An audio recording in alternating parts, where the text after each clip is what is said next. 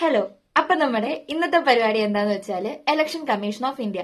നമ്മൾ കുറെ നാളായിട്ട് ന്യൂസുകളിൽ ഇങ്ങനെ കിടന്ന് കാണുന്ന ഒരു സാധനമാണ് എന്തെന്ന് പറയുന്നത്, ഇലക്ഷൻ കമ്മീഷൻ ഓഫ് ഇന്ത്യ എന്ന് പറയുന്നത്. ഞാൻ അതിന്റെ ബാക്കിയുള്ള കാര്യങ്ങളിലേക്ക് കിടക്കുന്നില്ല. Just election commission of India എന്താണ് ചെറിയൊരു ഷോർട്ട് അല്ലേ, അപ്പോ പെട്ടെന്നൊന്ന് പറഞ്ഞു പോവാം. അപ്പോ ഇലക്ഷൻ കമ്മീഷൻ ഓഫ് ഇന്ത്യ എന്ന് പറയുന്നത് ഒരു പെർമനന്റ് കോൺസ്റ്റിറ്റ്യൂഷണൽ ബോഡിയാണ്.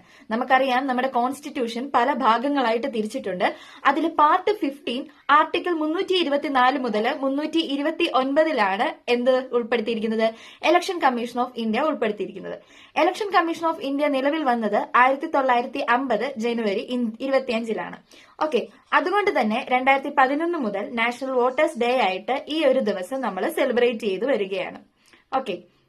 ഇനി ഇലക്ഷൻ കമ്മീഷനെ അപ്പോയിന്റ് ചെയ്യുന്നതും അവരുടെ conditions of service, term of service, ഇങ്ങനെയുള്ള കാര്യങ്ങൾ, ടേം ഓഫ് ഓഫീസ് എന്നിങ്ങനെയുള്ള കാര്യങ്ങളൊക്കെയാണ് ഈ ഒരു ആർട്ടിക്കിളിൽ പറയുന്നത്. ഓക്കെ അല്ലേ.